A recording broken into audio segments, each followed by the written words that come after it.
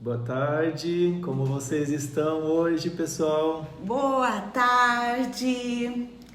Hoje é quarta-feira. Quarta-feira abençoada e nós estamos aqui com o objetivo de aprender mais de Deus, ser edificado através da Sua palavra, e é esse o nosso sentimento todos os dias quando a gente se dispõe a compartilhar com vocês esses textos. Na verdade, a gente não está querendo ensinar nada para vocês, nós só estamos aprendendo e compartilhando, né? Vivendo com vocês esses momentos tão especiais que Deus tem nos proporcionado nesses últimos tempos. É uma bênção. A gente não deve parar nunca de crescer na presença do Senhor, né? Então a nossa busca deve ser incessante e a gente compartilha com vocês, a gente acaba ficando mais estimulado e a gente tem visto que tem acrescentado na vida de vocês. Isso é uma bênção. É verdade. E a palavra de Deus é algo muito especial, porque eu lembrei que lá em Hebreus, se não me foge de memória, no capítulo 4, a Bíblia diz que a palavra de Deus, ela é viva e eficaz. 4:12 de Hebreus diz assim: porque a palavra de Deus é viva e eficaz, e mais cortante do que qualquer espada de 2 gumes, e penetra até o ponto de dividir alma e espírito, juntas e medulas, e é apta para julgar os pensamentos e propósitos do coração. Oh, glória a Deus. É muito especial, gente. Então, estar em contato com a palavra de Deus é receber vida, é receber alimento, sabe? E então nós devemos ter esse hábito, né? Cultivar esse hábito de estar em contato com a palavra de Deus, para que a gente de fato viva, tenha uma vida abundante na presença de Deus, porque é a vida que Ele mesmo traz para nós. Amém. Nani vai ler? Vou ler. Tô entrando aqui também. A Nani tá chique agora com esse negócio. Já entrar, já fica ali ligada, quem que tá junto com a gente, já... Porque aqui na telinha que a gente está olhando aqui, dá para ver quem está vendo. Mas se acontecer algum comentário aqui, eu consigo responder com o celular do Marcos. Se tiver algum vácuo, é porque não é nada profissional o negócio. Bom, olha o título hoje. Você vê Jesus em suas nuvens? Vamos lá então, a leitura. Na Bíblia, as nuvens estão sempre associadas a Deus. As nuvens são as tristezas, sofrimentos ou circunstâncias inevitáveis dentro ou fora da nossa vida pessoal, que na verdade parecem contrariar a soberania de Deus. Entretanto, são por estas nuvens que o Espírito de Deus nos ensina a andar pela fé. Se nunca houvesse nuvens em nossa vida, não teríamos fé. O texto de Naum 1:3 declara que as nuvens são o pó dos seus pés. São um sinal de que Deus está presente. Que grande revelação é saber que a tristeza, a desolação e o sofrimento são, na verdade, as nuvens que acompanham Deus. Ele não pode aproximar-se de nós sem as nuvens. Ele não vem em toda luminosidade resplandecente. Não é verdadeiro afirmar que Deus quer nos ensinar alguma coisa em nossas provações. Com cada nuvem que Ele coloca em nosso caminho, Ele quer que desaprendamos algo. Seu propósito ao utilizar uma nuvem é simplificar a nossa fé, até que o nosso relacionamento com Ele seja exatamente como o de uma criança. Um relacionamento apenas entre Deus e a nossa própria alma. em que todos os outros se tornem sombras, até que as pessoas se tornem sombra para nós. As nuvens e a escuridão nos envolverão de tempos em tempos. O nosso relacionamento com Deus está tornando-se cada vez mais simples do que tem sido? Uau! Existe uma relação entre as estranhas circunstâncias inevitáveis permitidas por Deus e aquilo que sabemos sobre Ele. E temos de aprender a interpretar os mistérios da vida à luz do nosso conhecimento de Deus. Até que sejamos capazes de encarar face a face o mais tenebroso e sombrio fato da vida sem prejudicar nossa visão do caráter de Deus, ainda não o conhecemos. O texto de Lucas 9:34 alerta: encheram-se de medo ao entrarem na nuvem. Há mais alguém em sua nuvem além de Jesus? Se houver, sua situação ficará ainda mais tenebrosa, até que não haja ninguém mais, senão Jesus. E cita o versículo de Marcos, capítulo 9, do 2 ao 8. Graças a Deus. O escritor, ele traz um tema assim, parece um pouco assustador, mas ele é muito relevante, porque traz para a nossa realidade, né, esse pensamento, essas perguntas, né, porque às vezes a gente começa a se questionar por que tantos problemas, por que tantas dificuldades. E aqui logo no início fala, tem duas palavras aqui que eu até grifei aqui agora de pouco, que é sobre a soberania de Deus, logo no começo aqui, que na verdade parecem contrariar, né, assim, os sofrimentos dentro ou fora da nossa vida pessoal, que na verdade parecem contrariar a soberania de Deus. Entretanto, são por essas nuvens que o Espírito de Deus nos ensina a andar pela fé. Então, apesar que aqui mais abaixo ele fala que Deus não quer nos ensinar nada com as nuvens tenebrosas, as nuvens obscuras, né, que de vez em quando atinge a gente, que na verdade ele não está querendo nos ensinar, ele está querendo ensinar a gente desaprender. Então, ele quer que desaprendamos algo.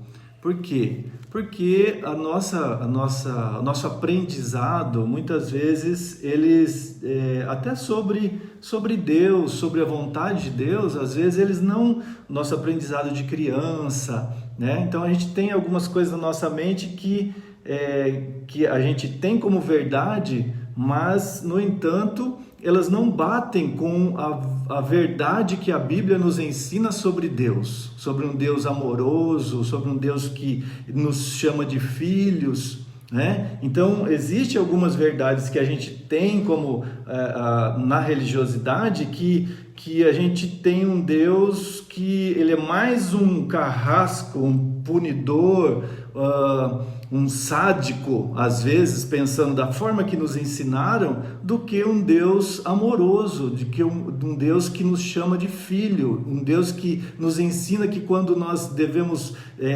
olhar para Ele, nós devemos clamar a Ele, dizendo: Pai, Pai nosso que estás no céu. Foi assim que Ele nos ensinou. E às vezes a realidade daquilo que nós sabemos, né, aquela realidade que nós temos na nossa mente, às vezes não é de fato isso. Então Deus quer que muitas circunstâncias da vida, Ele não quer nos ensinar algo em cima disso. Ele quer que a gente às vezes quebre alguns paradigmas, algumas ideias que a gente tem em relação a Ele próprio. Por quê? Eu até achei interessante mais embaixo aqui, que ele fala que quando nós, eu estou pulando aqui bastante, né? Mas olha só, até que sejamos capazes de encarar face a face, o mais tenebroso e sombrio fato da vida, sem prejudicar a nossa visão do caráter de Deus, ainda não o conhecemos. Isso aqui é uma realidade. Tem muitas coisas que... Essa frase, foi difícil a gente absorver, né? A maneira como está escrito. É comprida também a frase. Ela é comprida. O escritor, esse livro, ele é americano. E cada página é um resumo, bem resumido, de uma experiência desse missionário que viveu... De um diário, né? De um diário dele. Então, é um resumo. Às vezes a gente faz uma leitura assim corrida, mas dessa leitura, que é de apenas uma página, daria para tirar uns 4 dias de aprendizado. Então, essa frase aqui, eu acho que é melhor até ler de novo e focar nela, porque isso daqui é demais. E como tá numa frase bem longa, se a gente não explicar, só ler não dá para entender perfeitamente. Eu vou ler de novo, você fica nela, tá bom? Yes. Porque daí eu vou aprender também melhor. Eu vou absorver melhor lendo de novo essa frase. Até que sejamos capazes de encarar, face a face, o mais tenebroso e sombrio fato da vida, sem prejudicar nossa visão do caráter de Deus, ainda não o conhecemos. Então, eu não conheço Deus até que eu consiga encarar o fato mais tenebroso da vida sem prejudicar o caráter de Deus. É isso que eu estava falando, que é sobre esse Pai amoroso, sobre esse Deus que ele você não coloca em xeque. Exatamente. Independente das circunstâncias, a situação, assim, aconteceu algo... Uma tragédia.